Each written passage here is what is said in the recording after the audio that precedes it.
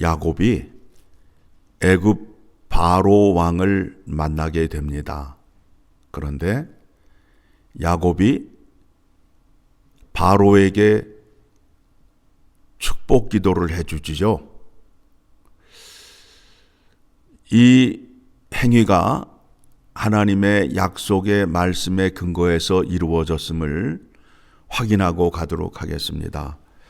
창세기 12장 3절을 가게 되면 이와 같이 말씀하셨습니다. 하나님께서 창세기 12장 3절 같이 봅니다. 너를 축복하는 자에게는 내가 복을 내리고 너를 저주하는 자에게는 내가 저주하리니 땅의 모든 족속이 너로 말미암아 복을 얻을 것이라 하신지라. 자, 바로가 야곱에게 어떻게 했지요? 축복을 했지요. 그러니까 하나님께서 바로에게 축복을 해주는 겁니다. 그렇죠? 예. 성경의 말씀은 약속으로 이루어졌고 약속하신 것이 성취되는 내용으로 되어 있습니다. 여러분, 세상 사람들이 잘 살기 위해서는 우리 믿는 자들을 축복하게 되면 하나님께서 그들에게 축복을 주신다라는 겁니다. 그래서 우리가 축복의 통로가 된다라는 것이 바로 거기에 있습니다. 그러기 위해서는 우리가 하나님의 말씀을 잘 듣고 행하는 자리로 나아가야 된다라는 겁니다.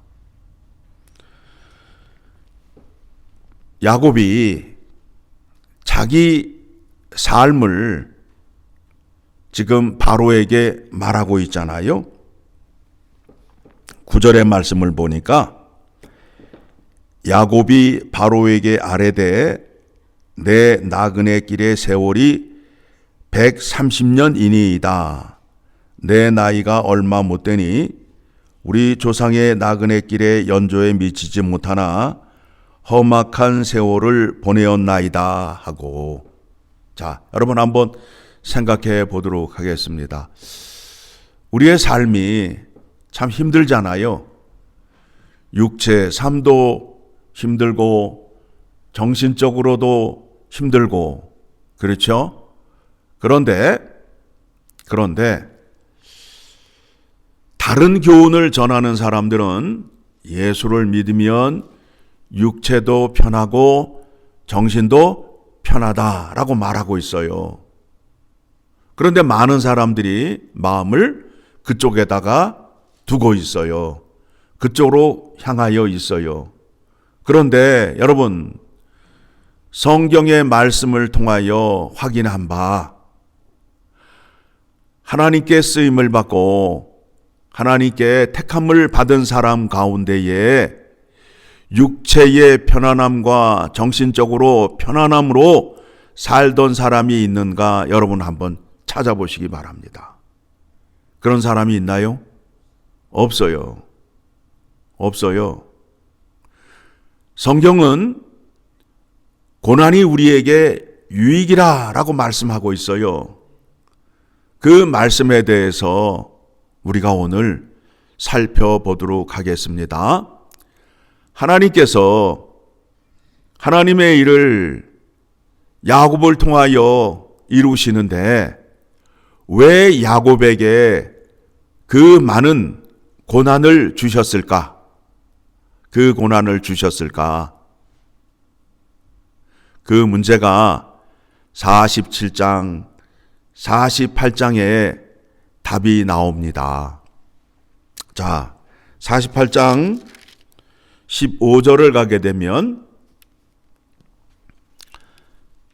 야곱이 이제 그의 자식들과 자손들에게 축복 기도를 해주잖아요.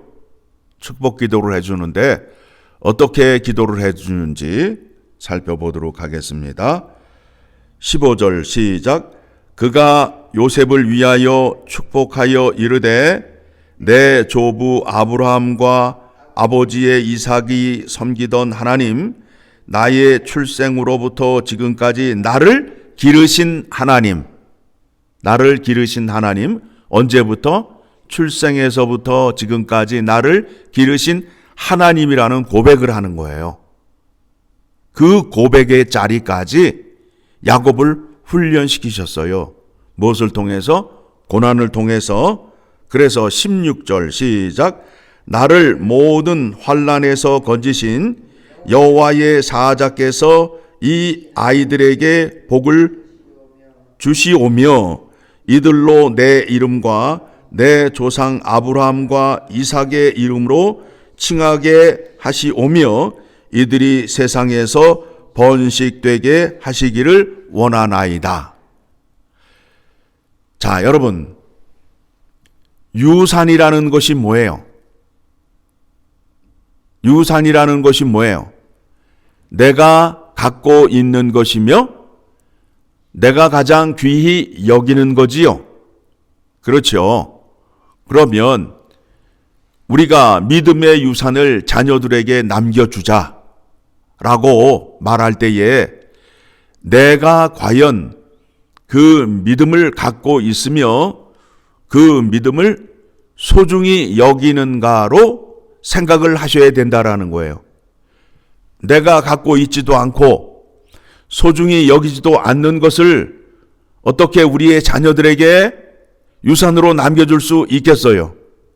지금 야곱이 애굽 땅에 와서 그의 아들들과 그의 손자들에게 줄 수 있는 것이 뭐예요? 믿음의 유산밖에 없다라는 거예요. 지금 이 땅은 어떤 곳이에요? 나그네로 살고 있고 또 그 땅에 들어가서 지금 종살이를 하며 양식을 얻고 있는 상태에서 야곱이 이제 죽을 날이 가까이 와서 그들에게 축복 기도를 해주는데 유산을 남겨주는데 무엇을 남겨줘요? 믿음을 유산으로 남겨주잖아요. 그렇죠? 우리에게 고난을 주시는 이유가 무엇이냐 하면 내가 너와 함께 하고 있다라는 것을 확인시켜 주기 위하여 고난을 주시는 거예요. 누가? 하나님께서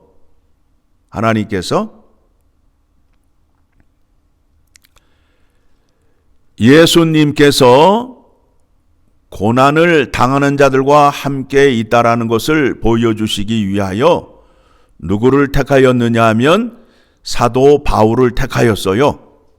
그렇죠. 그래서 사도 바울이 살았던 삶이 어떤 삶이었어요? 고난이라는 고난을 수없이 당했던 사람이잖아요. 바울의 입에서 어떤 믿음의 고백을 하고 있는지 고린도후서 1장 6절의 말씀으로 가봅니다. 고린도후서 1장 6절의 말씀 보도록 하겠습니다. 자, 5절부터 볼까요? 같이 읽어 내려갑니다.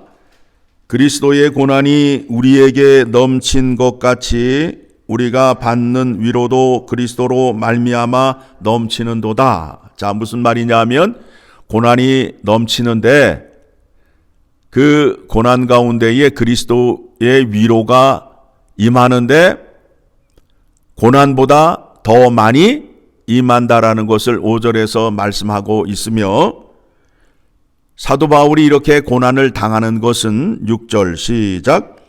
우리가 환난 당하는 것도 너희가 위로와 구원을 받게 하려는 것이요. 자, 바울이 지금 이렇게 고난을 당하고 있는데 이 고난을 통하여 누구를 위로한다고요? 고린도 교회 교인들과 우리들을 위로하는 거예요. 왜냐하면 바울이 그렇게 고난을 당하는데 그가 고난을 이길 수 있고 은혜와 평강을 얻을 수 있는 것은 예수 그리스도가 함께 하고 있다라는 것을 확인시켜주고 보여주기 위함이라는 거예요. 그렇죠? 여러분 생각해 보시기 바랍니다. 바울이 고난을 당하였는데 그 고난에 무릎을 꿇었어요? 아니죠. 승리했잖아요. 바울이 육체가 건강해서 승리를 했어요? 아니죠. 바울은 몸이 아팠던 사람이었어요. 그런데 그가 승리를 했어요. 무엇 때문에? 예수 그리스도가 함께함으로 인하여, 예수 그리스도의 능력이 그에게 임함으로 인하여 승리를 하였잖아요. 그래서 사도 바울이 하는 얘기가 뭐예요? 내가 약할 때에 예수 그리스도를 의지하였더니 그의 능력이 나에게 나타남으로 인하여 내가 승리를 하였다. 그렇죠? 그러니까 그렇게 역사하시는 분이 누구예요? 예수 그리스도이시잖아요. 그러면 그 바울을 통하여 예수 그리스도께서 능력을 나타내시고 함께하는 것을 확인함으로 인하여 내가 고난을 당할 때에 누구를 붙잡으면 된다라는 거예요. 예수 그리스도를 붙잡으면 바울에게 주셨던 은혜와 능력을 나에게도 주신다라는 것이 성경의 약속 아니에요. 그렇죠? 예? 예. 그래서 이 말씀이 우리에게 위로가 되는 겁니다. 자, 6절 다시 봅니다. 우리가 환난 당하는 것도 너희가 위로와 구원을 받게 하려는 것이요, 우리가 위로를 받는 것도 너희가 위로를 받게 하려는 것이니 이 위로가 너희 속에 역사하여 우리가 받는 것 같이 고난을 너희도 견디게 하느니라.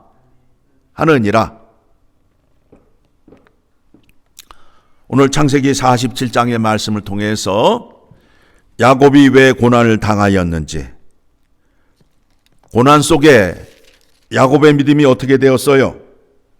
담대해졌잖아요. 그렇죠? 담대해졌어요. 그래서 자식들을 위하여 축복 기도를 해주는데 어떻게 기도를 했다고요? 출생에서부터 지금까지 나를 기르신 하나님께서 이 아이들에게 복을 주시옵소서. 그리고 이 자손들이 잘되게 하여 주시옵소서라는 기도를 하잖아요. 그렇죠? 예. 우리가 말씀을 보는데 그냥 물질의 복에만 관심이 있어서 야곱이 삼촌 집에 가서 소떼를 얻었네, 부자가 되었네, 그거 바라보고 그거 자랑하고 있는데, 야곱이 정작 자랑하는 것은 믿음이에요. 믿음의 유산을 자랑하고 있다는 거예요. 47장의 배경이 뭐예요? 이 땅에 먹을 것이 점점 없어져서 가지고 있는 모든 것을 요셉에게 갖다 주고 지금 양식을 얻어먹는 처지에 있잖아요. 그들이 갖고 있는 그 물질이 영원합니까? 그렇지 않지요. 그 물질들이 없어졌음을 47장에서 확인하게 되었고, 그런데 영원하고 우리에게 소망이 되고 기쁨이 되는 것은 하나님을 믿는 은혜이다. 그래서 이 고난 가운데에 그 택한 백성들이 어떻게 돼요? 번성하게 되잖아요. 번성하게 되어서 약속의 땅으로 결국에는 옮겨가는 하나님의 역사하심을 확인할 수 있습니다. 그러니 여러분이 하나님을 귀히 여기고 하나님과 함께 하셔서 여러분이 갖고 있는 믿음과 여러분이 소중히 여기는 그 믿음을 자식들에게 유산으로 남겨주고 축복 기도를 해주는 믿음이 여러분에게도 간절히 풍성히 임하기를 소망합니다.